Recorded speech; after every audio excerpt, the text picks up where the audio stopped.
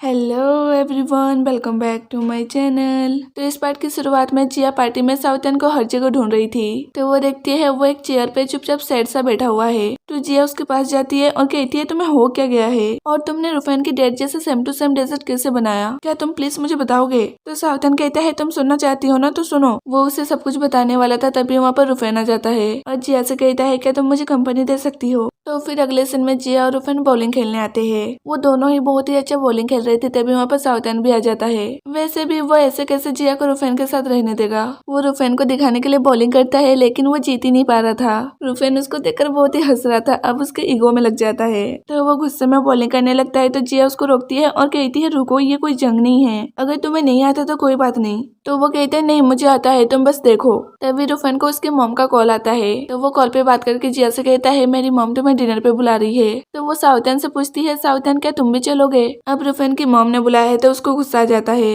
वो गुस्से में मना करके वहाँ से चला जाता है। तो जिया रुफैन से कहती है सॉरी बट मुझे अभी अपने बॉस के साथ जाना चाहिए। और वो उसके पीछे पीछे आती है और उसको रोक के कहती है तुम्हें हो क्या गया है, तुम्हारी प्रॉब्लम क्या है, एक डिनर ही तो है, उनके साथ खा लोगे तो क्या हो जाएगा। तो साउथन कहता है क्या मैं उनके साथ डिनर करूँ जिसने मेरी मॉम की लाइफ खराब की है। वो यहाँ पर जिया को सारी बात बता देता है कि वो रुफैन के डैड का फर्स्ट सन है और रुफैन उनका सेकंड मैरिज वाला बेटा है।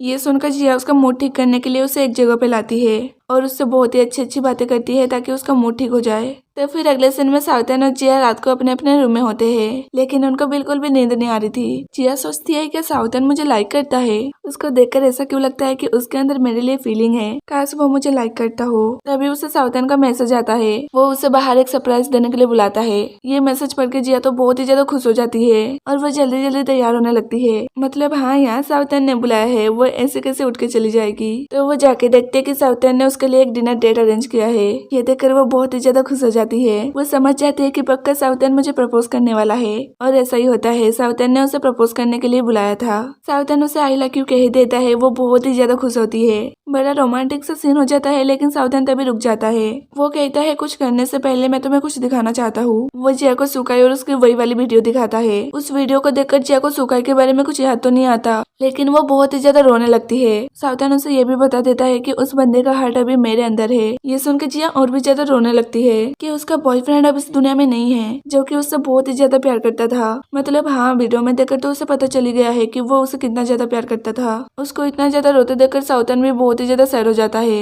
लेकिन वो कुछ नहीं कर सकता था। वो घर पे भी आके उसी वीडियो को रिप्ले करके बार बार देख देख के रो रही थी। उसके आंसू नहीं रुक रहे थे और ये देखकर साउथन भी रोने लगता है। अगले सुबह फेसिंग उठती है तो वो देखती है कि जिया अपने बेड पे नहीं है। तो वो बाहर आके नापोलियन और ब्राउनी से पूछती है गाइस क्या तुमने जिया को देखा है। तो वो कहती जिया हमने तो नहीं देखा उसे। तभी वो देखते हैं टेबल पे एक नोट पड़ा हुआ है जिसमें लिखा था सॉरी फ्रेंड्स बता के ना जाने के लिए, लेकिन मुझे अभी अपने लाइफ में रेस्ट चाहिए इसीलिए मैं घर छोड़ के जा रही हूँ। तभी वहाँ पर साउथन आ जाता है तो नापोलियन उसको जिया का नोट दिखाता है जिसे पढ़ के वो भाग के जिया को ढूंढने जाता है। वो देखता है जिया बाहर के रोड पे खड़े होकर बस का वेट कर रही है। साउथन उसको जाके समझाता है कि तुम ये सब क्या कर रही हो और वैसे भी तुम मुझे छोड़ के ऐसे नहीं जा सकती। तो वो कहती है कल तक मुझे मेरे बीते हुए कल के बारे में नहीं पता था लेकिन मुझे अब पता चल गया है कि मेरा एक बॉयफ्रेंड था जो कि मुझसे बहुत ही प्यार करता था लेकिन मुझे उसके बारे में कुछ भी नहीं याद है। मैं उसे जी जान लगाती थी ढूंढने में लेकिन वो तो इस दुनिया में ही नहीं है। तो साउथन कहता है कि मेरी गलती थी जो मैंने तुम्हें वीडियो दिखाया। तो जिया कहती है ये तुम्हारी गलती नहीं है और मुझे अकेला रहना है, प्लीज तुम यहाँ से जाओ। तभी वहाँ रुफैन आ जाता है और कहता है तुम लोग यहाँ पर रोड पे क्या कर रहे हो। तो जिया उससे कहती है क्या तुम मुझे कहीं ले जा सकते हो यहाँ से बहुत ही दूर। तो वो कहता है हाँ आओ बैठो। जिया उसके कार में बैठ के चली जाती है लेकिन साउथन कुछ नहीं कर पाता।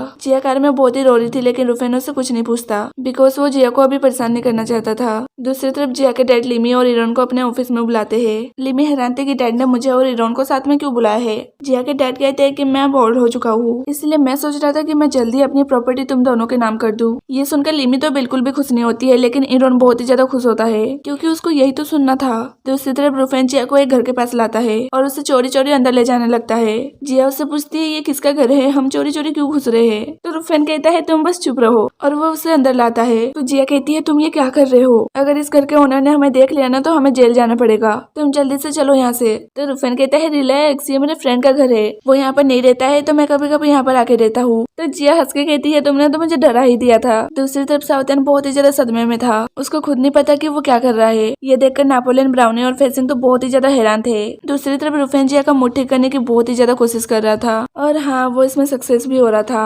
जिया उसके बिहेवियर से बहुत ही ज्यादा इम्प्रेस होती है। वो सोचती है ये कितना अच्छा लड़का है, बिना कोई वजह के ये मेरे साथ रुका हुआ है और मेरा कितना ख्याल रख रहा है। अगले सीन में लिमी और साउथन एक ही जगह बैठ के ड्रिंक कर रहे थे। साउथन लिमी को देख लेता है। वो कहता है तुम यहाँ पर क्या कर रही हो? तो लिमी भी उससे यही सवाल पूछती है कि तुम यहाँ पर क्या कर रहे हो। अब वो दोनों साथ में बैठ के ड्रिंक करने लगते हैं। साउथन नशे की हालत में बता देता है कि जिया को उसके पास्ट बॉयफ्रेंड के बारे में पता चल गया। ये सुनकर लिमी तो एकदम शॉक्ड हो जाती है। वो कहती है क्या उसको पास्ट का सारा कुछ याद आ गया? तो साउथन कहता है नहीं उसको याद तो नहीं आया, लेकिन उसको पता चल गया कि उसका पास्ट में कोई बॉयफ्रेंड था। ये सुनकर लिमी रिलैक्स होती है। अगले सुबह रुफेन ने जिया के लिए ब्रेकफास्ट बना के रखा था। जिया ये देखकर बहुत ही खुश होती है कि वो किस तरह से उसका ख्याल रख रहा है। रुफेन उससे कहता है मुझे अभी ऑफिस जाना होगा, तुम यहाँ पर जितने दिन रहना चाहती हो रह सकती हो। तो फिर अगले सीन में जिया इरोन से मिलती है और उसे सीधे कहती है तुम लोग मेरे फ्रेंड हो कि क्या हो? तुम लोगों ने मुझे ये भी नहीं बताया कि मेरा एक बॉयफ्रेंड था। तो ये सुनकर इरोन कहता है तुम्हें कैसे पता चला? तो वो कहती है कैसे पता चला ये मैटर नहीं करता, ये मैटर करता है कि तुम दोनों ने मुझे बताया नहीं। वो कहता है हम नहीं बता सकते थे, हम बहुत ही ज्यादा मजबूर है।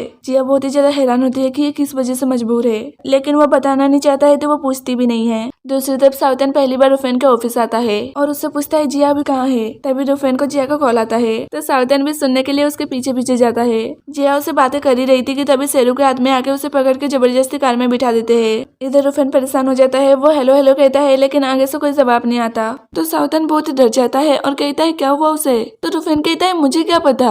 उधर जिया चुपके से अपने मोबाइल का लोकेशन ऑन कर देती है। तो रुफेन और साउथन ये देखकर जल्दी से उसे ढूंढने के लिए जाते हैं। लिमी को भी साउथन कॉल करके बता देता है कि जिया को किसी ने किडनैप कर लिया है। तभी वो देखती है इरोन को शेरू का कॉल आया है।